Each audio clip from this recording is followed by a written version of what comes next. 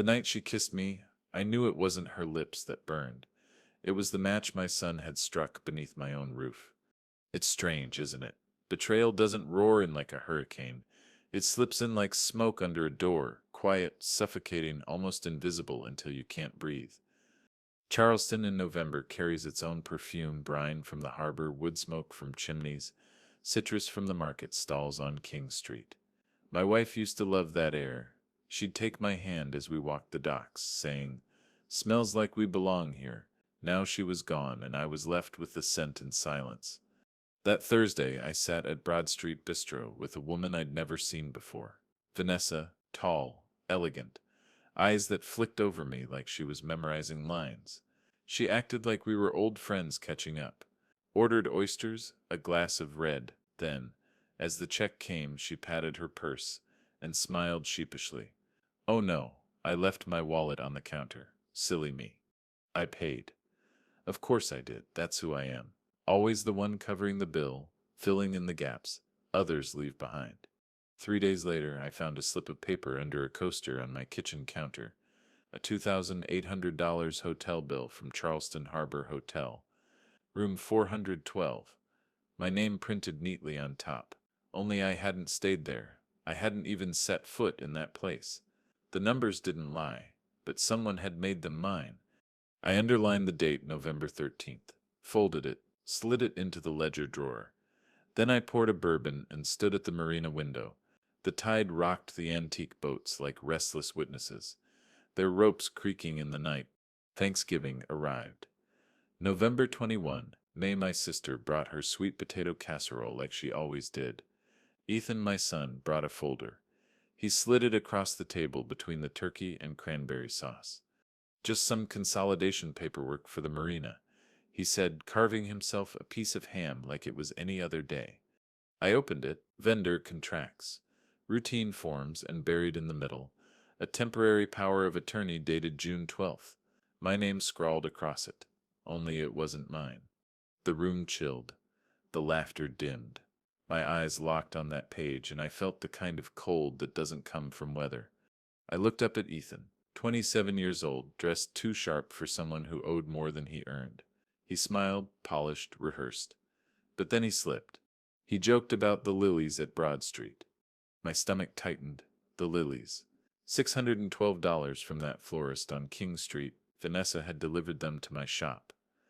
Bright white blooms in a glass vase. A gift I never asked for. A detail I never shared. Ethan knew because he'd paid. Because it was his script. That night my phone buzzed. Vanessa. She asked for my door code, said she wanted to surprise me with something. Against my better judgment, I gave it. At 9:17 p.m., she lit a candle at my kitchen table. The flame flickered against her face as she leaned in to kiss me. Her hand trembled slightly, not with passion but hesitation, and just before her lips touched mine, I caught it. A glance at her phone screen lighting up in her palm. A cue. Instructions. The kiss was warm, soft, but hollow. A performance. Every detail down to the candle written somewhere else by someone else. My son. I pulled back, murmured something about being tired. She left, heels clicking across the wood floor like a metronome keeping time. As the door shut, I changed the Schlag code on my lock before I even brushed my teeth. In the study, my eyes found the corkboard where my wife Sip's grocery list still hung.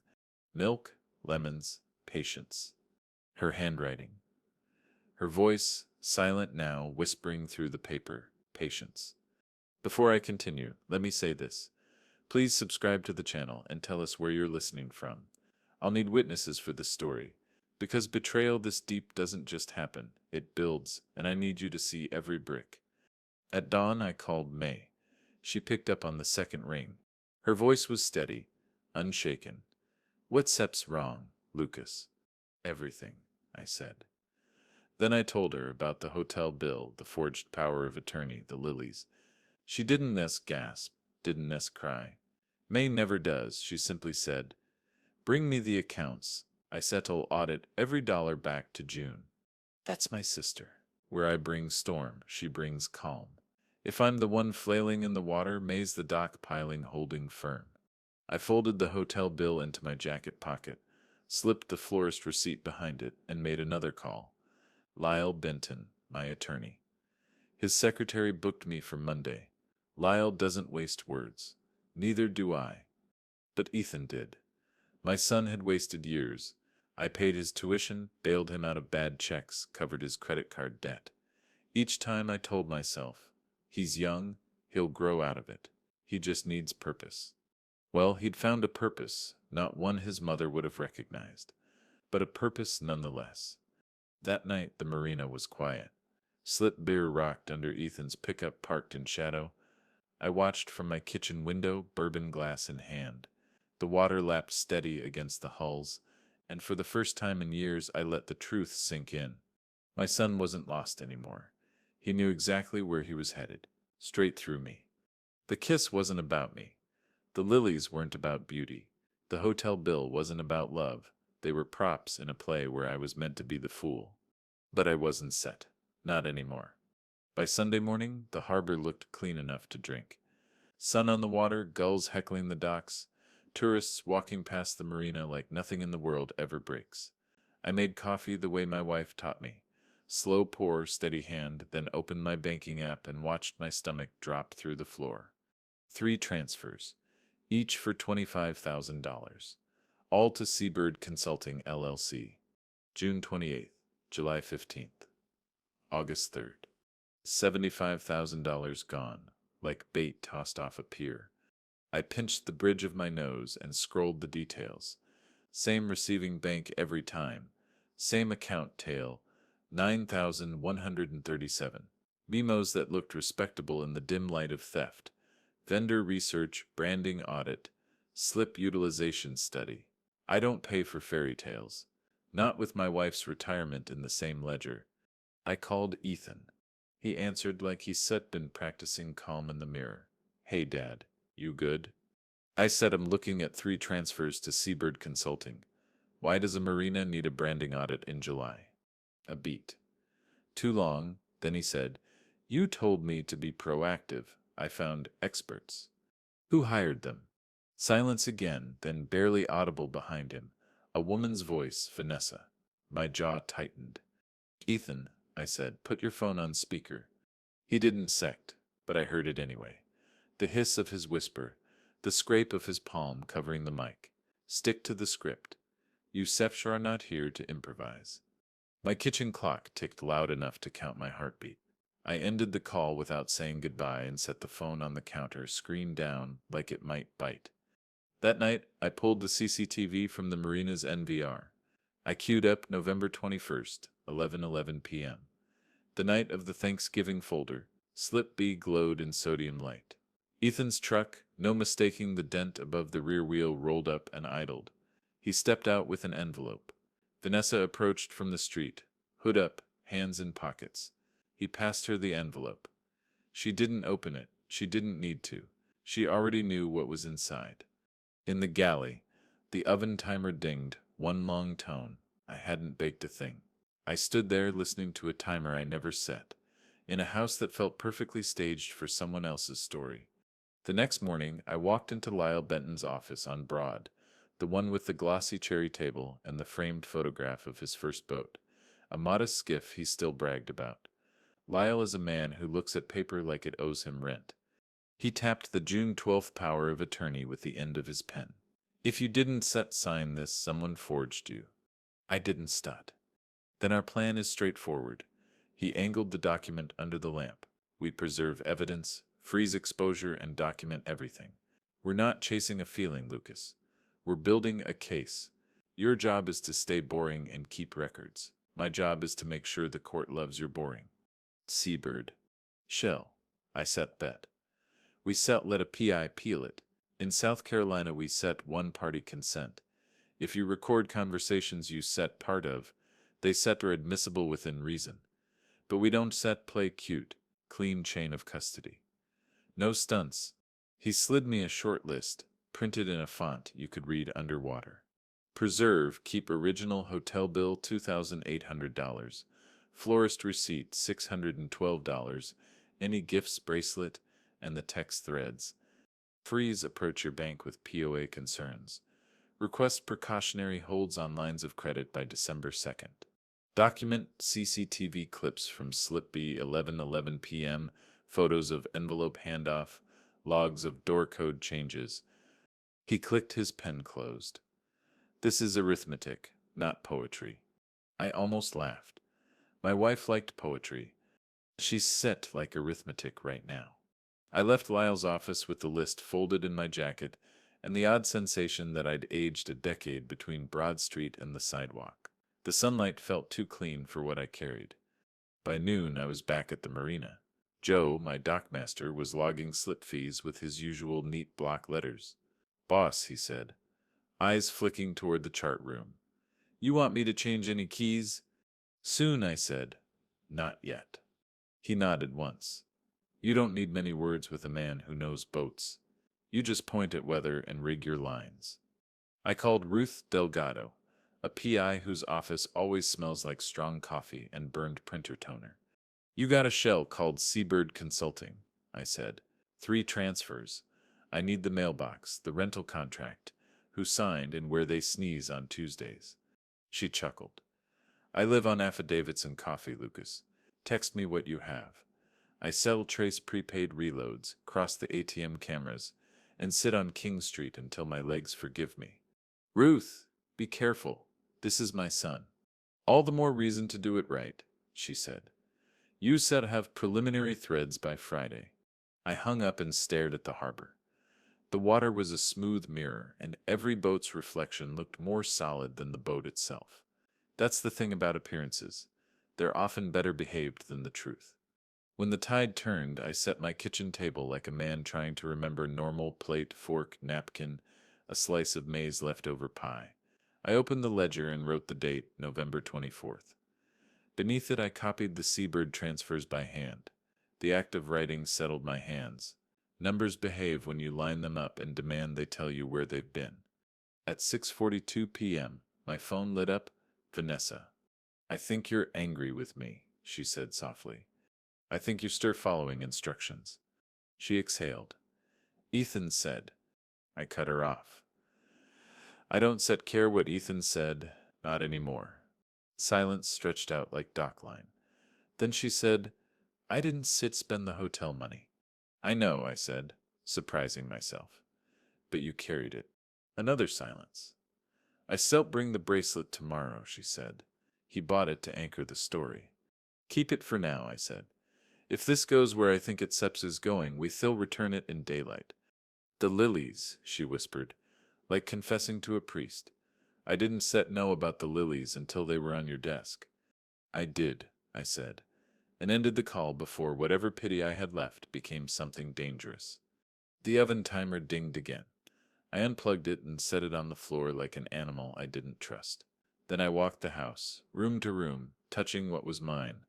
The framed photo of my wife leaning on the rail of our first Chris Craft. The chart table with grease pencil notes from a hurricane season that spared us by inches. The corkboard with her 3-line grocery list. Milk, lemons, patience. I slept 2 hours under a boat tarp.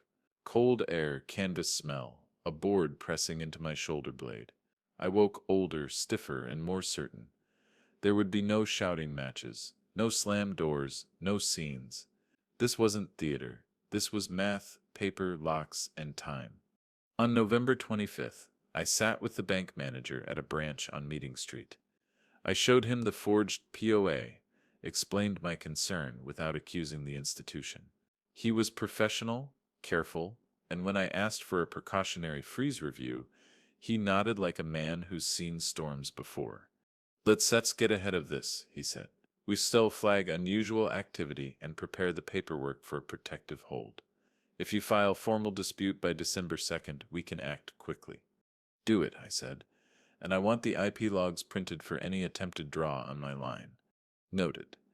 Back at the marina, Joe caught me at the door. "Boss," Ethan swung by earlier, asked about the office key. "What sept you say?" "The truth," Joe said, expression flat. "Didn't Set have it?" I did. I had all of it now. The truth, the pattern, and the patience to let a plan work. Ruth would follow the money. Lyle would handle the paper. May would comb the books. and I finally would stop making excuses for a son who'd stopped being a mistake and started being a decision. That night I opened the ledger again and wrote a single line beneath the seabird entries: preserve, freeze, document. Arithmetic, not poetry. But I'll tell you something my wife already knew: when you finally stop lying to yourself, even arithmetic can feel like grace. I turned off the lights and let the marina speak for me. Rope creaks, water hush, the faint rattle of halyards like bones telling weather. The oven timer was unplugged. The door code was changed, and the next chapter was already waiting in daylight. Charleston mornings in December carry a crisp edge, the kind that makes you see your breath like smoke from a fire you didn't set. I sat at my kitchen table, the $2,800 hotel bill flat between us, my coffee cooling untouched. Across from me, Vanessa shifted in her chair. She looked at the receipt, then at me, then back at the receipt again. "Who paid for it?" I asked. My voice was calm, but I could hear the dock chains in my chest rattling under strain. Her eyes dropped. She didn't answer. Instead, she slid her phone across the table. Messages. Dozens of them. Ethan's number stamped above each one. "Light the candle before you kiss him. He sets sentimental. Use the lilies, Dad likes them. Drop them at the shop. If he hesitates, lean in harder. Don't improvise." And then the one that cut deeper than the rest. "She sits, just bait. The old man sits blind." She waited for me to explode, to throw the phone, to shout. I didn't. I just sat there, steam rising from my untouched coffee, and felt something shift inside me.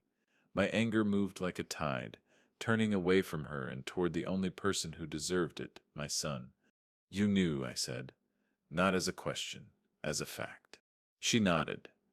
"At first I thought it was just money. He said he said pay me 5,000 up front, and 20 if I..." She stopped, bit her lip. "If I played my part right."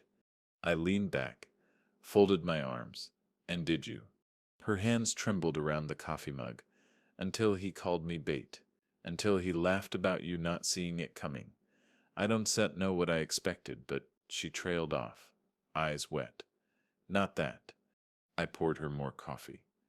"Not forgiveness, not sympathy, just dignity. There's a difference." That day the city sharpened around us. Christmas lights were strung along King Street, shop windows frosted with spray snow. The world dressed itself for joy while I catalogued betrayal at my table. Vanessa pressed her phone screen again and played me a voice memo. Ethan's voice, smug, instructing her on his next move. December 18th. "That SEP's when we go for the big draw, line of credit. 180 clean. He one SEP see it, he SEP's too distracted." The floor under me might as well have dropped into the harbor. Ethan wasn't fumbling anymore. He was orchestrating. May came by that afternoon with ledgers stacked in her arms, hair pinned back like she was going into battle. She spread the books across my dining table and began quietly tracing numbers with her fingertip. Payroll passwords, vendor reconciliations, cross-checks against trust disbursements. "You still be clean," she said without looking up. "He won fit." Joe, my dockmaster, came in later with a ring of slip keys. He'd inventoried them all, tagging which were missing, which had duplicates. His notes were meticulous. And Vanessa, still seated across from me, offered something more than tears. "If you want him stopped," she said, "let me help." I studied her face.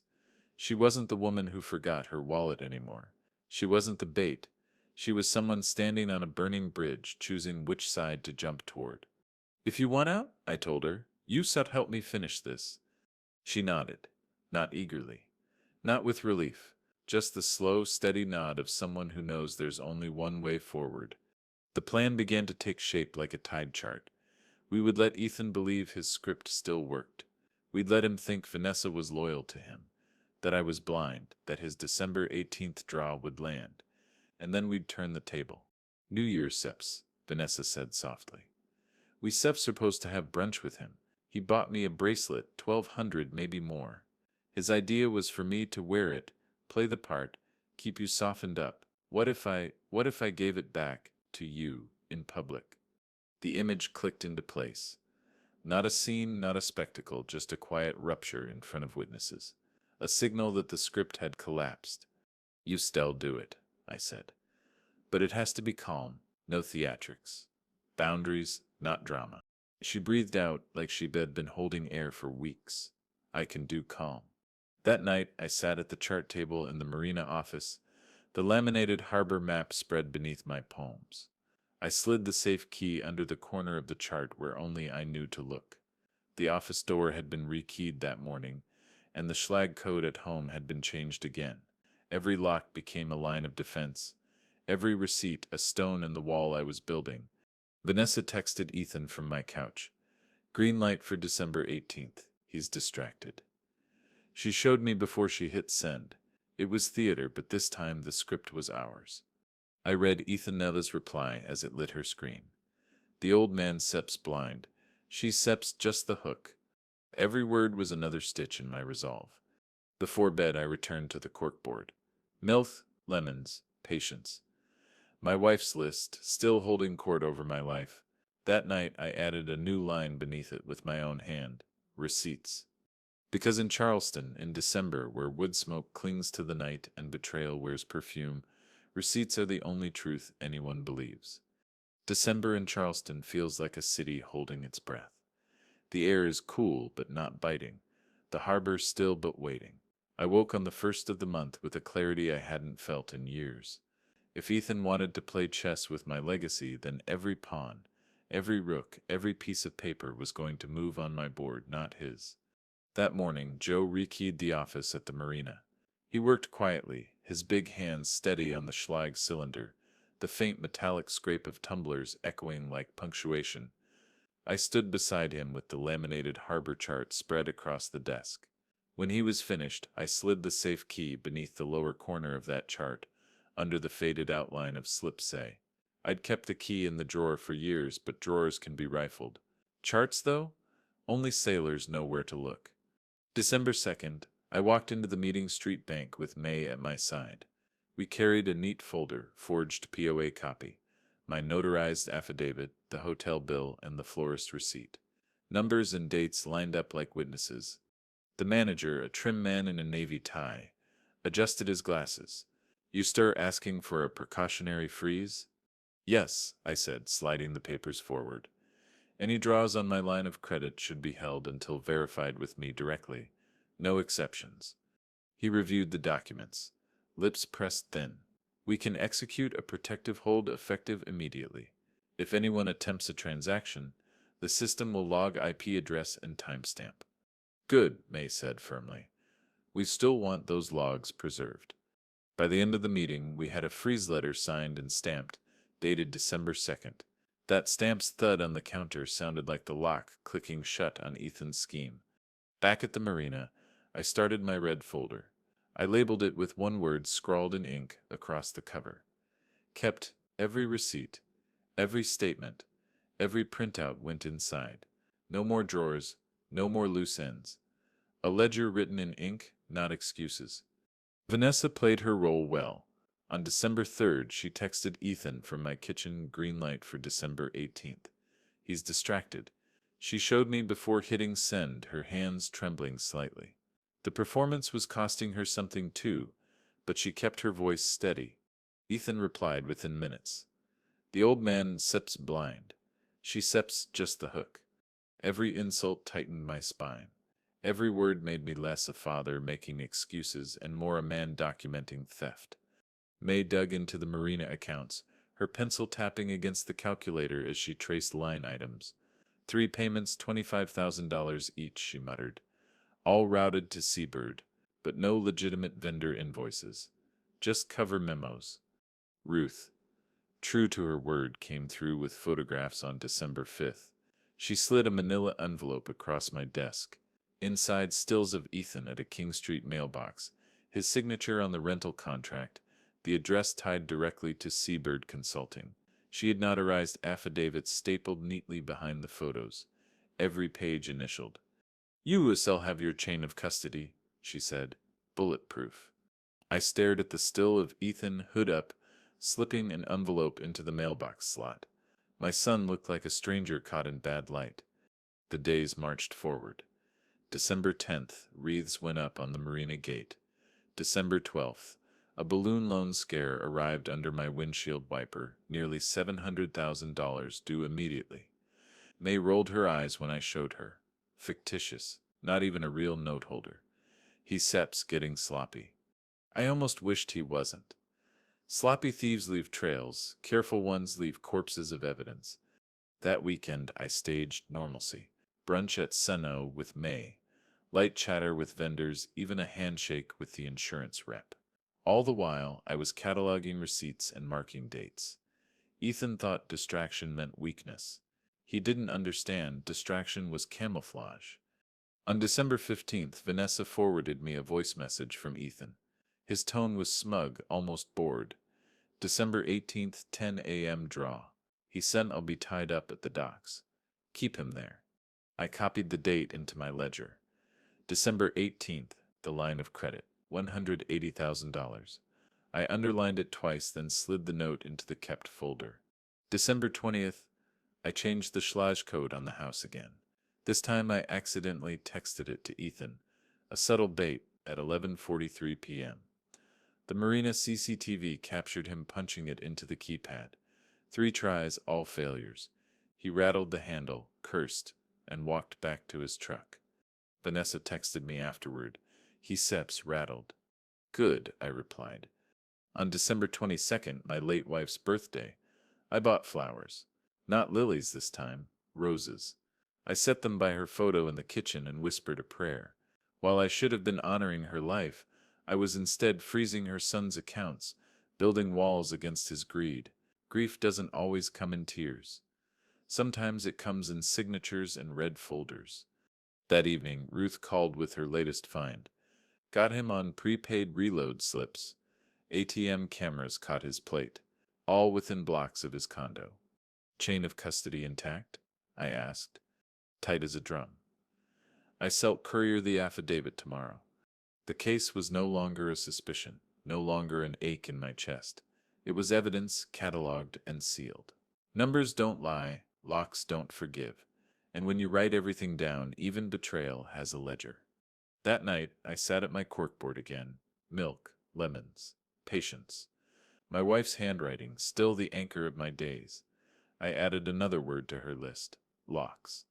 Because in December, as Charleston strung lights across its streets, my house and marina glowed not with decoration, but with defense. Charleston wore December like a press suit, sharp creases, bright lights, something practiced in public. But deception never fits that clean. It puckers at the seams. By December 12th, the puckers were starting to show.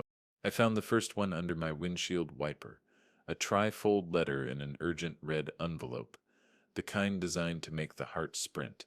Balloon payment due $699,842. Pay immediately. A customer number I didn't recognize, a note holder I'd never met, and a phone line that rang to a message tree with no humans in it. I set the letter on May's desk without a word. She skimmed once, twice, then snorted an unladylike sound I only heard when someone insults arithmetic. Fictitious. There accepts no corresponding note on your books, no UCC filing, and their C account number SEP is 8 digits short. He wants you rattled. I slid the fake notice into my red folder labeled kept and wrote the date December 12th. Beside it I added a single word, vapor. By afternoon, Ruth called from her car, tires whispering on Ashley River Road. Got your boy's fingerprints without powder, she said. Rental contract for Seabird Consulting signed electronically from Ethan. Whitaker 27, at timestamp July 10th, 3:22 p.m. IP address mapping to his condo. Mailbox at King Street, Suite 219. I've got stills him dropping deposits, picking up envelopes. Affidavit notarized. Chain of custody intact. Copy everything to a clean thumb drive, I said. Courier to Lyle. Keep your originals in your safe. Already on the way, she said. I live on affidavits and coffee, remember? Evening settled in with the kind of cold Charleston calls serious. I brewed coffee strong enough to stand up by itself and waited. Vanessa came by just before 9, shoulders hunched under a wool coat, a velvet box in her hand.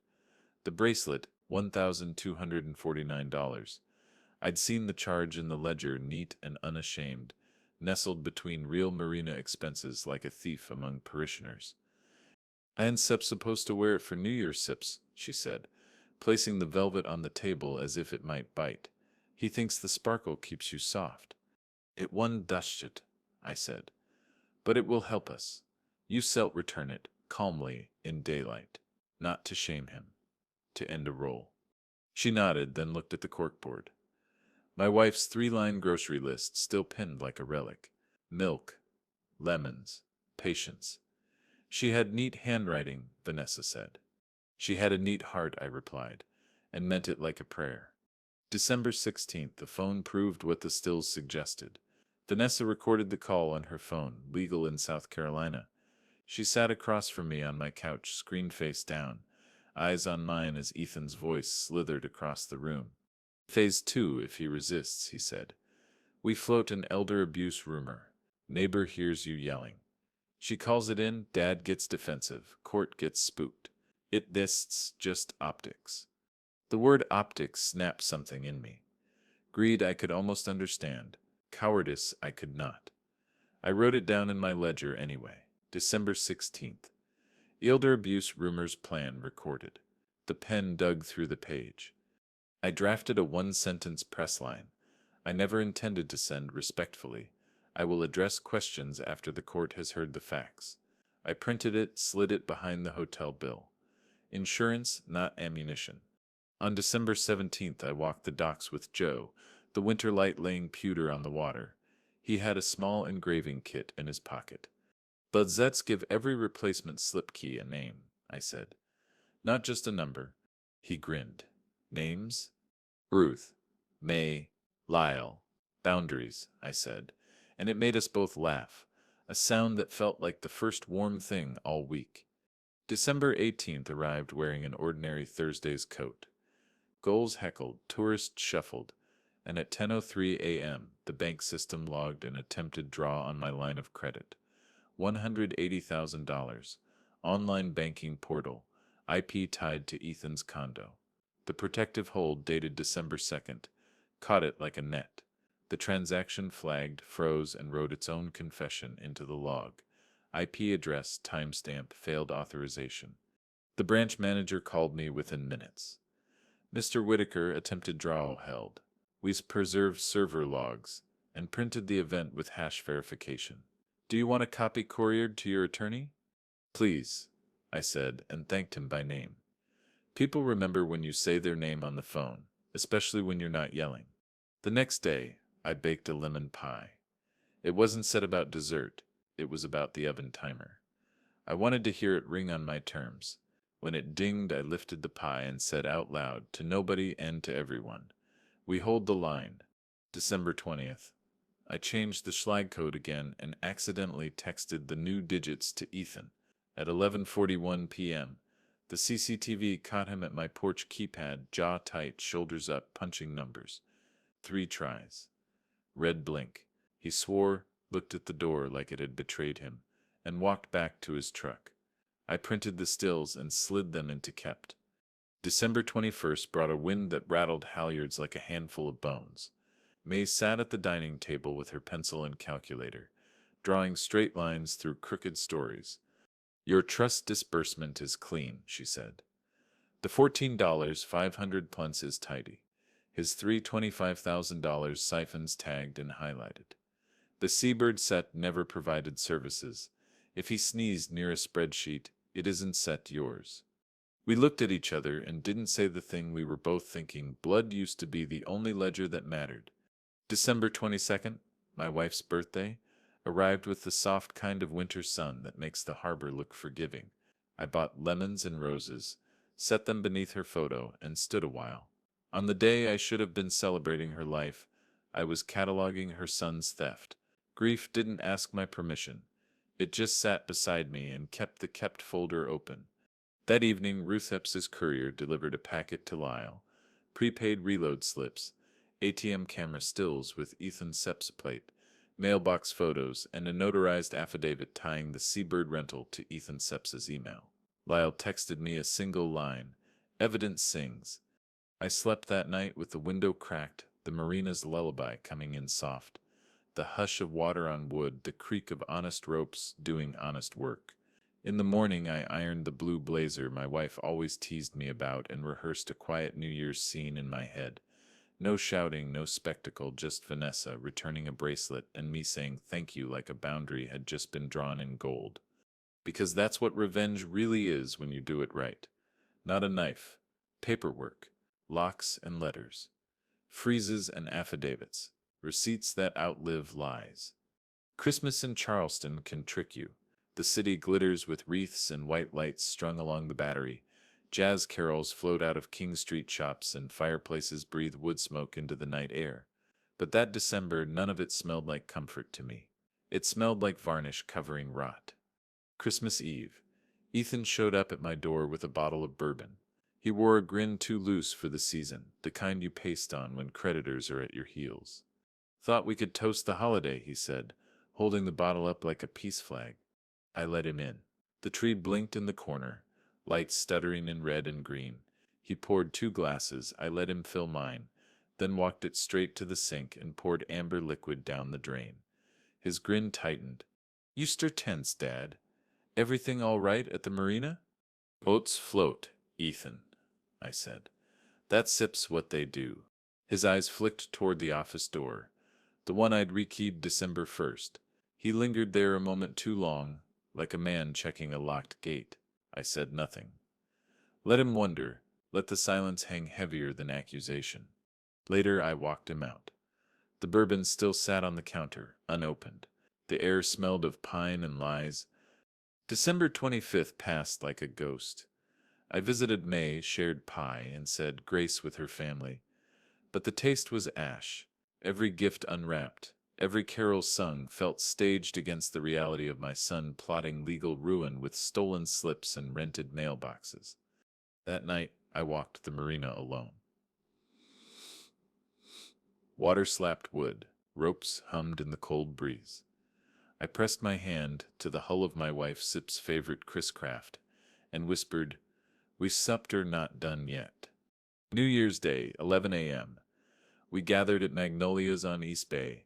Charleston brunch crowd, families in press coats, couples clinking mimosas, waiters weaving like dancers. I sat across from Vanessa, Ethan at her side, his arms slung casually over her chair as if ownership could be worn like cologne. Halfway through the meal, she reached into her purse and set a small velvet pouch on the table. She pushed it gently toward me. "Lucas," she said, calm as the tide, "this belongs to you." I lifted the pouch, opened it, and let the bracelet slide into my palm.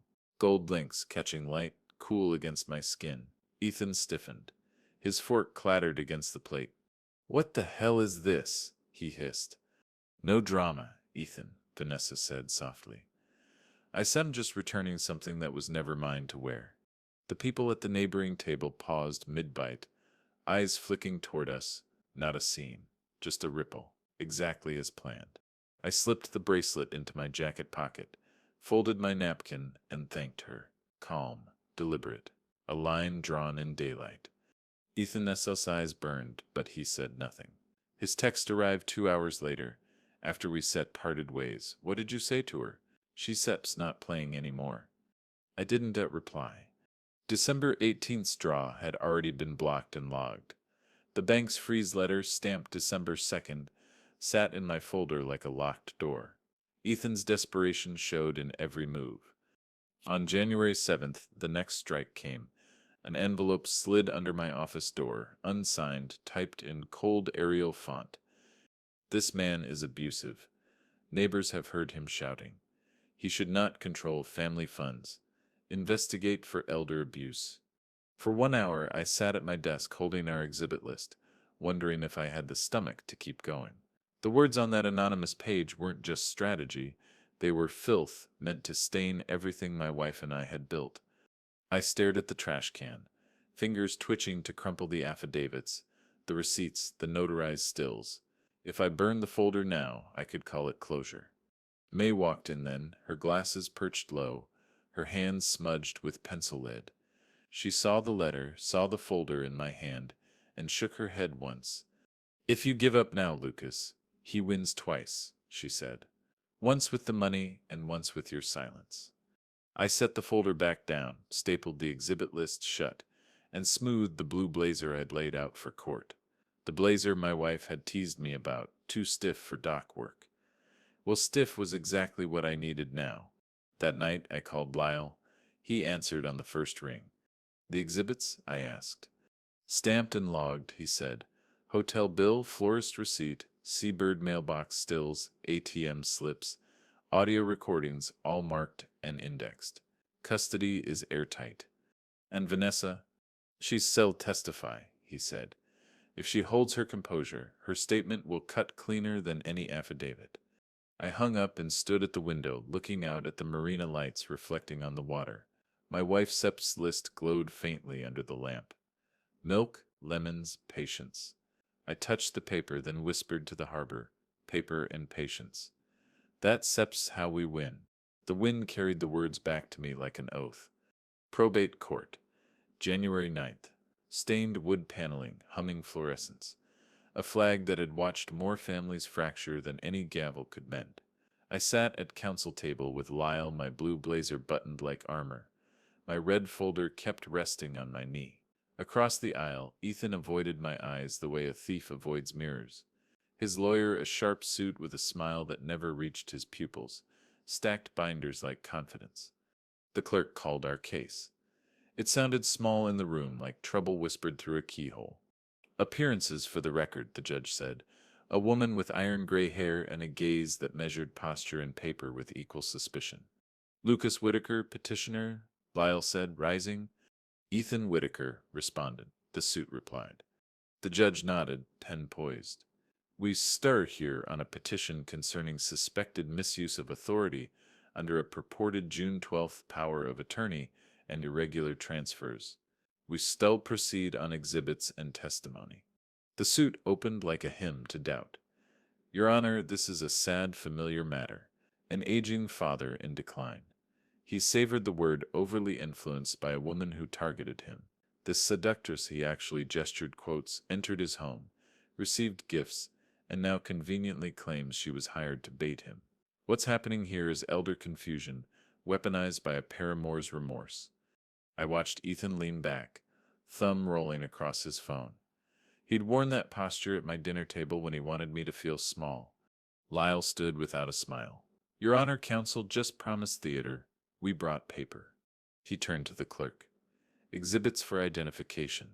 The clerk collected a neat stack from Lyle's outstretched hand, each tab labeled in a font only Lyle would pick, calm, unhurried, legible even in rain. Exhibit A, Lyle said. The June 12th power of attorney that Mr. Whitaker denies signing. On the screen, the signature glowed under the projector. My name counterfeit in its own clothes. Lyle didn't rush. We've included 3 exemplar signatures from bank cards and prior deeds. See the baseline drift? The forged one floats. The J loops are closed on the real ones. Open on the forgery. The notary of record for this document. Note the stamp has been unreachable. We served a subpoena. Process returned unexecuted. The number on file is disconnected. The judge leaned forward. You supplement with an affidavit on service? Already in your Honor's binder, tab 12, Lyle said. The suit hummed. Even if the signature is imperfect, the authority could be ratified by conduct. There were transfers. Lyle held up a finger, not to silence, but to prioritize Exhibit B. The December 2nd bank freeze letter, stamped and initiated after Mr. Whitaker discovered suspect activity, and the December 18th blocked draw log on his line of credit, attempted $180,000 pull at 10:03 a.m., but from an IP that geolocates to the respondent's condo. The bank preserved the server entry, timestamp IP, and failed authorization hash. We've provided a print with the bank manager's signature and internal event ID. Your Honor can see the system refused to recognize the purported authority. The judge read. The room quieted enough to hear the fluorescent ballast hum. Exhibit C, Lyle continued. The Seabird Consulting paper trail, 3 transfers of $25,000 each. June 28, July 15th, August 3rd, to an entity with no invoices and no services. We have mailbox stills at King Street. Suite 219, a rental contract electronically signed from Ethan Whitaker 27 on July 10th, 3:22 p.m., and prepaid reload slips with ATM camera stills capturing the respondent's plate. All authenticated under Ruth Delgado's notarized affidavit with a clean chain of custody. The thumb drive at tab 6 contains the stills and metadata. The judge, Sepp's pen moved. And the woman? Miss Vanessa Cruz, Lyle said, without looking at her. She'll testify under oath as to payments. $5,000 up front and $20,000 contingent offered by the respondent to entrap his father for leverage. She will also return a gift purchased with diverted funds and play a short one-party consent recording, lawful in South Carolina, of the respondent, describing his father as blind and her as just bait. We'll keep the playback brief. The suit rose, indignant. Your Honor, we object to character assassination. Sit down, the judge said, without raising her voice. I said'll hear what ties to the money. Lyle called me first. My knees felt stiff when I stood old sailor's joints getting up from a low dock. I swore in, my right hand unsteady, just enough to remind me I was alive. Mr. Whitaker, Lyle said, do you recognize Exhibit A? I do, I said. It says not my signature. The first time I saw it was Thanksgiving, November 21st, when my son slid it between vendor contracts at my table. Did you authorize transfers to Seabird Consulting? No. What did you do upon learning of the irregularities? On December 2nd, I met with the bank manager. I requested a protective hold on my line of credit and asked that unusual activity be flagged and logged. That hold blocked an attempted $180,000 draw on December 18th. We walked carefully through the receipts. The $2,800 hotel bill, room 412. I never used the $612 lilies. I never ordered but received. The $1,249 bracelet that appeared, and later reappeared in my palm at brunch, January 1st.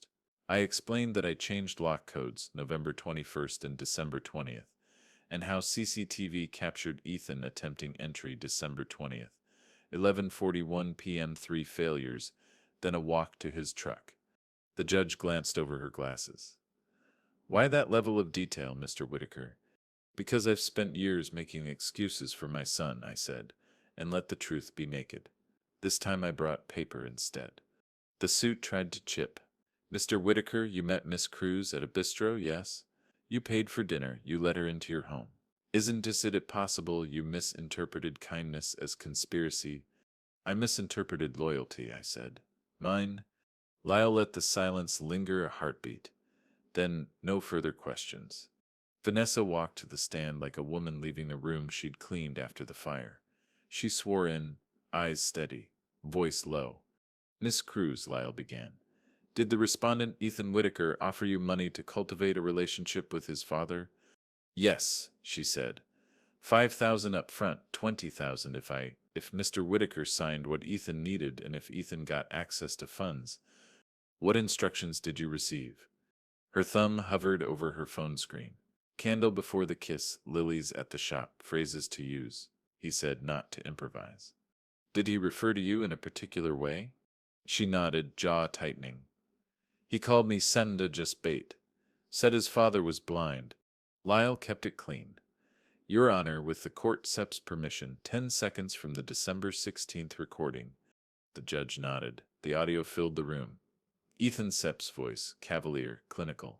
December 18th, we go for the big draw, 180. He won Sepp see it. He Sepp's too distracted. The old man Sepp's blind. She Sepp's just bait. Someone in the back row exhaled like a tire going flat. The judge raised a hand. That's Sepp's enough. Lyle turned to Vanessa. Do you have anything to return? She opened a velvet pouch and placed the bracelet on the clerk Sepp's table. Ethan bought it with Mr. Whitaker Sepp's money. I wore it once. I Seppsmer returning it for the ledger. For the ledger, Lyle repeated, almost to himself. Nothing further. The suit tried the only door left. Miss Cruz, weren't set you. How do I put this ambitious? Isn't that you this all a performance after your payday vanished? She met him without blinking. I was wrong. I stumped correcting it. The judge's face softened a fraction. On the bench, the clock ticked toward a mercy we had not asked for. Blyle called Ruth last. She didn't give speeches. She gave chain of custody mailbox. Stills rental contract metadata, ATM images, the affidavit notarization, the thumb drive with checksums. She spoke like a meter reading, precise, unembellished. The suit stopped objecting. Every objection gave Ruth a chance to explain more. When the judge had enough, she capped her pen and looked at Ethan. He stared at the table like the wood grain might redraw the day. This court issues an injunction, she said. Each syllable an oar stroke. Effective immediately, the respondent is barred from accessing any trust or business accounts of Mr. Whitaker, directly or indirectly. The June 12th power of attorney is suspended pending a forensic accounting. The court orders an independent accountant to review the Seabird transfers and any related entities. Mr. Whitaker's bank shall cooperate in providing logs, including the December 18th attempted draw. Counsel will prepare an order consistent with this ruling. The suit rose, sputtering about reputations and holiday stress. The judge didn't raise her voice. You can file whatever you like. The documents speak louder than adjectives. She looked at me, then past me, to the idea of me perhaps, to every parent who arrives with paper, because love without boundaries is a cart without a wheel. Mr. Whitaker, keep your records. Miss Cruz, you may want counsel, but today your honesty helps. Mr. Whitaker, this to Ethan. If there is any interference with Locke's mail or witnesses, I will revisit conditions. Her gavel sounded like a door shutting softly but forever. Outside, the harbor wind felt new, cold, yes, but clean, the kind that lifts flags and rinses smoke from brick. Ethan stormed down the steps, vapor coiling from his breath, his phone glinting like a bad idea. Vanessa didn't chase him. I didn't either. On the sidewalk, Lyle handed me a thin smile. The court likes arithmetic. And patience, I said. We stood a moment listening to the city. Bus brakes, gulls, a siren far off. When the noise settled, I could hear the lighter sounds, pages being turned in the clerk's office, the dull clack of a stamp, the symphony of paper doing honest work. Whispers run faster than Wi-Fi in Charleston. By the morning after court, the Marina grapevine already carried the story. Ethan barred from the trust, a judge demanding a forensic audit, Vanessa returning a bracelet in open court. Dockhands nodded at me with the careful sympathy men give when they're not sure if congratulations or condolences fit. I just nodded back. Paper had spoken, but weight lingers even after judgment. At my kitchen table, May stacked the ledgers she scepter rebalanced, her pencil tapping like a metronome. Payroll sips secure, vendor lines tight, seabird siphons isolated. She pushed the summary toward me, every number lined up like soldiers in neat rows. You scepter clean. He seps not. Ruth arrived next, carrying a small plastic case. Inside a thumb drive, clear as glass, labeled in her tight script. Audio stills affidavits, chain of custody sealed notarized. She placed it on the table like a communion wafer. This is your record now. Don't lose it. Don't copy it. Let Lyle hold the master. You keep only what you can testify to. I slid the drive into the red folder labeled kept, feeling the weight shift in my lap. Paper is heavy. Evidence is heavier. That afternoon, my phone buzzed. Ethan, a text disguised as diplomacy. Fix the will and this goes away. No need for scorched earth. Think about the family name. I stared at it until the words blurred, then forwarded it straight to Lyle. He called 10 minutes later. Threat wrapped in ribbon, he said. Good you didn't set, answer, archive it, print it, add it to kept. The judge one set like a respondent bargaining with the will while under injunction. That night I sat by the marina office window folder open, watching reflections of boat lights shimmer like lies trying to look pretty. For the first time, I believed this folder could outlast the storm. Vanessa visited 2 days later. She wore no makeup, her voice steady but low. She placed a folded receipt on my table. "What dust's this?" I asked. She pushed it toward me. 3,000, refund from the initial payment Ethan gave me. I told his intermediary I wanted it off my ledger. He wired it back. I opened the slip. $3,000 credited back to her account, dated January 11th. "For your own conscience?" I asked. "For my own ledger," she said. Her eyes flicked to the corkboard. "Milk, lemons, patience."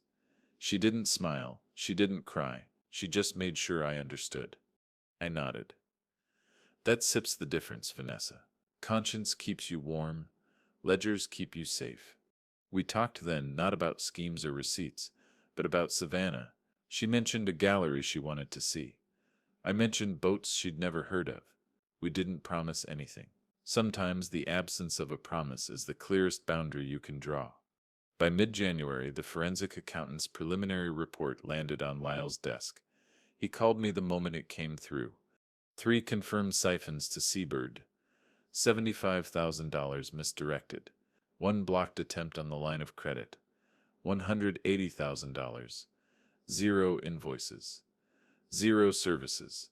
It SEP's clean theft. Lucas. And I asked. And ISEP drafted a settlement framework. Repay $90,000 including fees. Resign from trustee succession. Sign a no contest clause. He breaches, he owes double. We offer this instead of dragging his name through public trial. I closed my eyes. My son's face at 5 years old flashed behind my lids, frosting on his nose, laughing as we decorated the marina tree. Then his face at 27, forging signatures, paying strangers to script kisses. Love and theft don't mix cleanly. They leave sediment. "Send it," I said. "Let him choose his rope." January 14th, Ethan's lawyer requested time. The suit's bravado had dulled. Even his pocket square looked limp.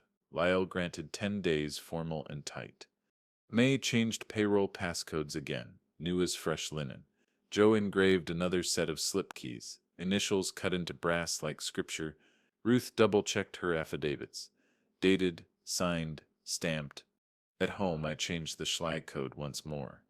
My wife's list still hung on the corkboard. Milk, lemons, patience. I added a 4th word in my own hand. Boundaries. Because that's what evidence had become for me. Not just paper for a judge, but walls against invasion. Love without paper is just hope. Boundaries with paper, that's justice. Day 9 of the settlement window, Charleston skies hung gray, the harbor flat as poured lead. I sat at Lyle's glossy conference table, the kind of wood so polished it reflected your pulse back at you. In front of me, 3 copies of the settlement agreement. At my elbow, peppermints in a crystal bowl no one ever touched.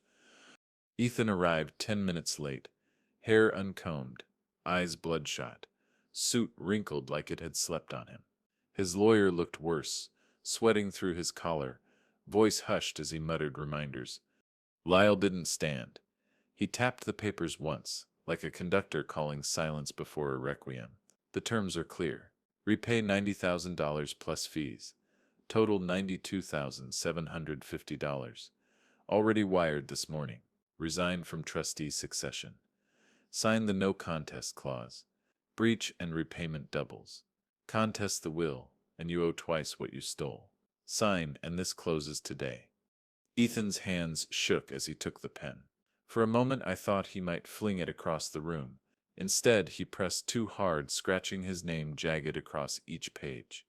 When the last signature dried, Lyle gathered the papers, slid them into a binder, and clicked it shut like a cell door.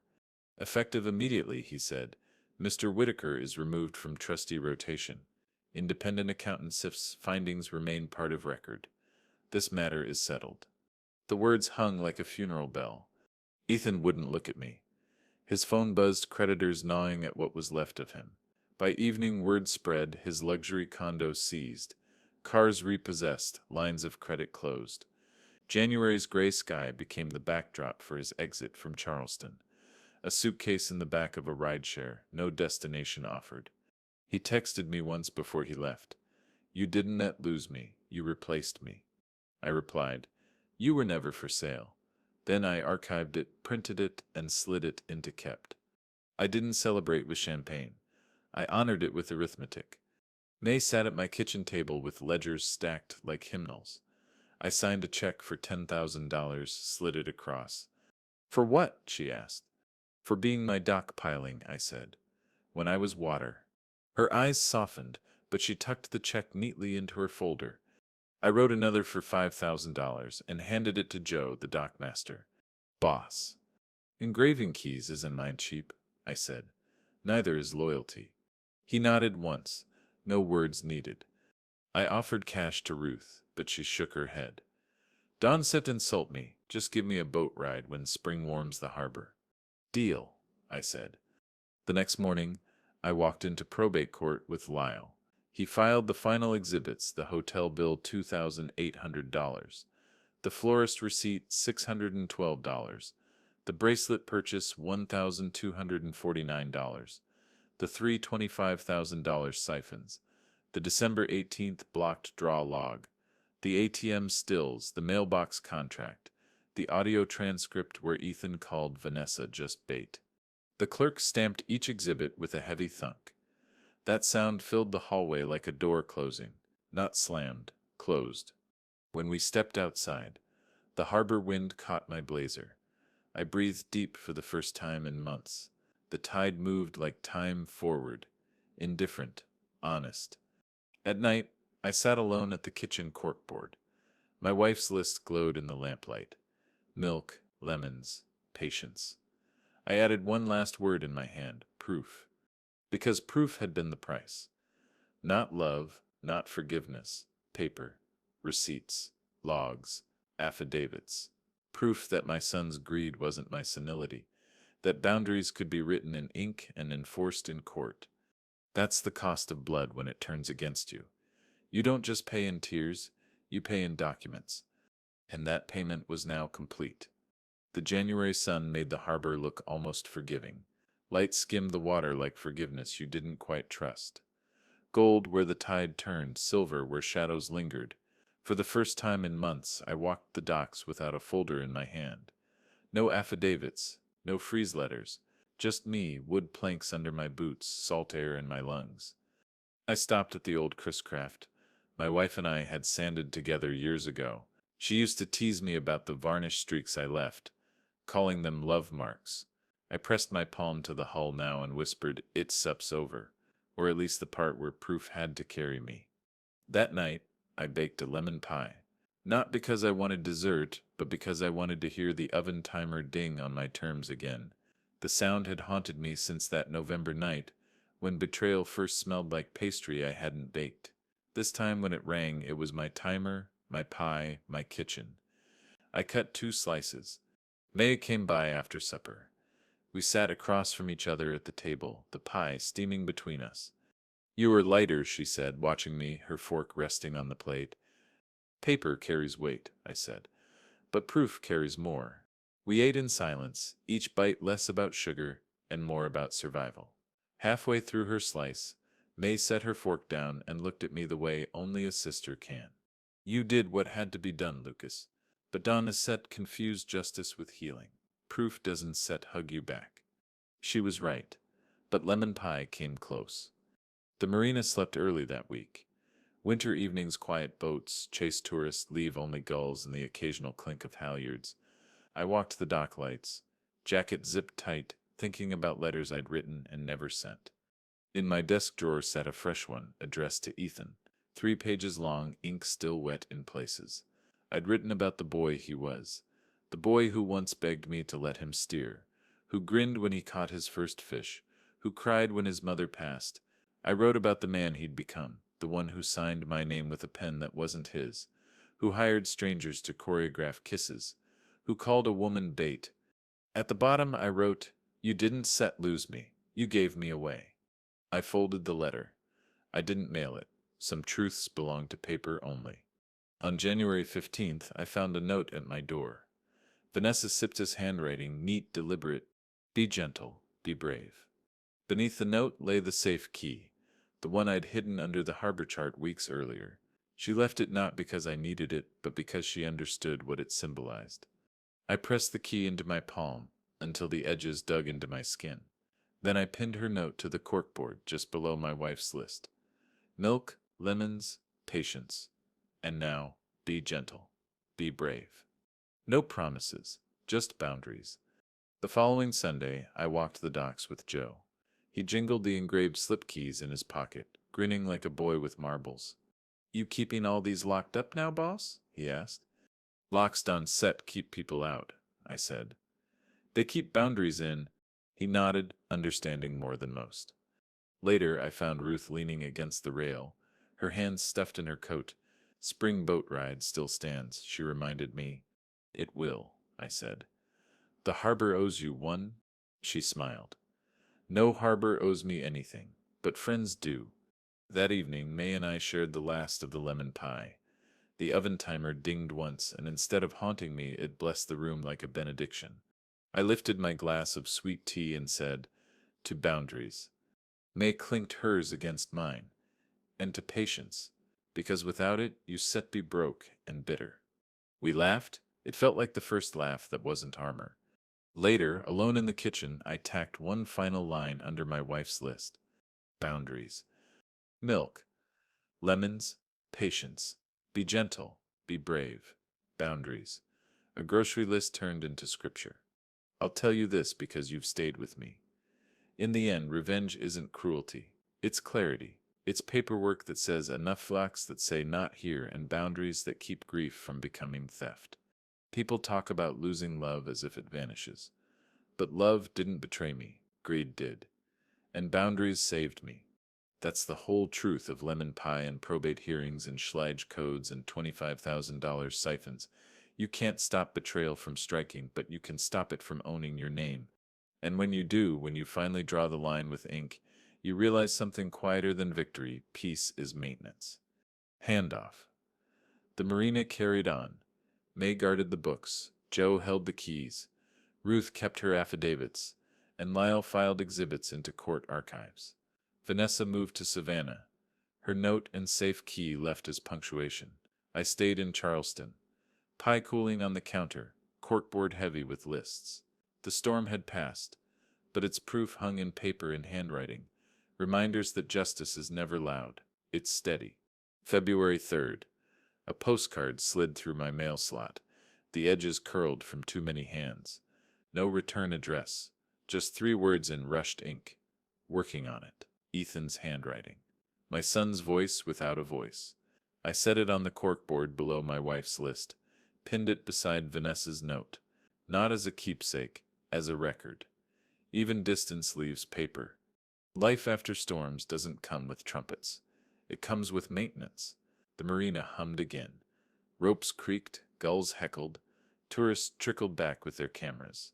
I signed vendor checks, checked fuel orders, and balanced the same trust account Ethan once tried to drain. Routine is a kind of healing if you let it. But I didn't want routine only. I wanted legacy. That week I met May at the bank. Together we opened a small endowment, $5,000 to start, a scholarship in my wife's name for local students studying maritime history. We signed the forms, notarized, stamped, paper again, but this time paper building instead of defending. May squeezed my hand as we left the branch. She sipped like this, she said. She sipped like that it outlives us, I replied. Ruth collected her promise in mid-February. A bright morning, the harbor flat as glass. I readied the old Chris Craft, polished brass shining like testimony. She climbed aboard with a grin, hair tucked under a knit cap. Payment in full, she said, stretching her legs on the bow. We motored past the jetties, the city shrinking behind us, seagulls trailing our wake. Ruth leaned back, eyes closed, letting the wind have her face. Do you regret letting her go? She asked suddenly without opening her eyes. She meant Vanessa. I kept my hand steady on the wheel. You don't get to keep your lifeguard, I said. Ruth opened her eyes, studied me, then nodded. She understood. Some people arrive only to pull you from a storm. They're not yours to own once the water calms. Back at the marina, I watched May hand payroll envelopes to the dockhands, her pencil still tucked behind her ear. Joe jingled his engraved slip keys like he'd invented a new language. The place pulsed steady, ordinary. That night, I stood by the corkboard. Milk, lemons, patience. Be gentle, be brave, boundaries. And now, pinned above them all, Ethan's 3 words, working on it. I read them over and over. Maybe he was. Maybe he wasn't. But they weren't my work anymore. My work was proof, patience, and pie. His work was his. On a quiet Sunday, I pulled Vanessa's note from the board, unfolded it again. Be gentle, be brave. Savannah was her world now. Rumor had it she was working in a gallery, camera in hand, capturing coastlines and bridges. I didn't chase her. You don't chase a bridge you already crossed. You honor it by not turning back. So I baked another lemon pie, the oven timer dinging at its steady pitch. I cut a slice, set it on the empty chair across the table, and whispered thanks to her, to May, to Ruth, to Boundaries, to everyone who'd helped me build walls without making them prisons. Charleston winters fade soft. By late February, the magnolias began to hint at bloom, the air loosening its chill. I walked the docks one evening, the sun falling behind St. Michael's steeple, and realized the marina no longer smelled like fear. It smelled like salt, oil, and rope, the way it should. I touched the hulls as I passed, whispered a prayer for each. Not for safety, they knew how to float.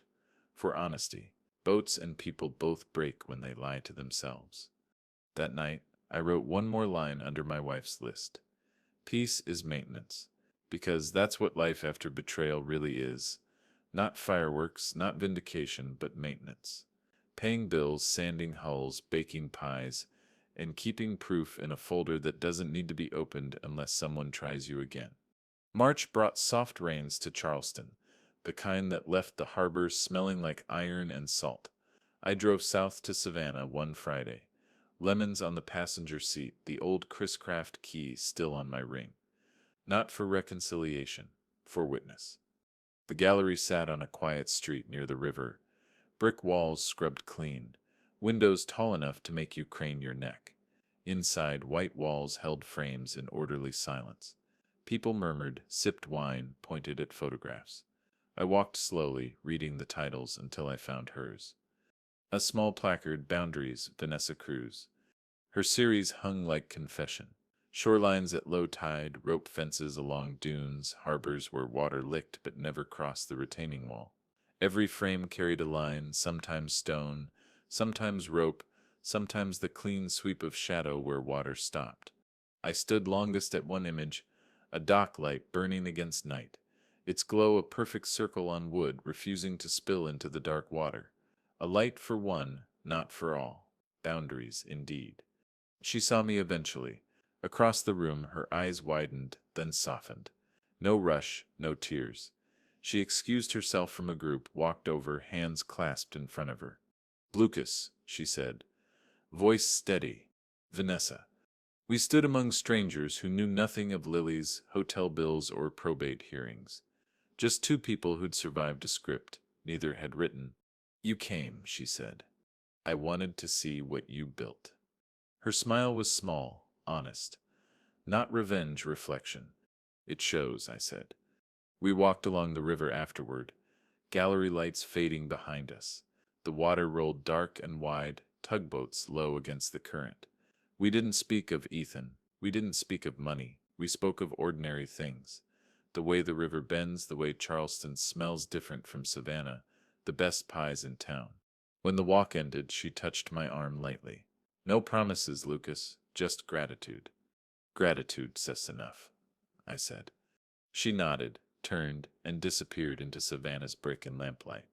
The drive back was quiet. I set the lemons on the seat beside me like company. Charleston welcomed me with its familiar harbor smell, ropes creaking, gulls loud, water honest. At home I pinned her gallery card, Boundaries, to the corkboard.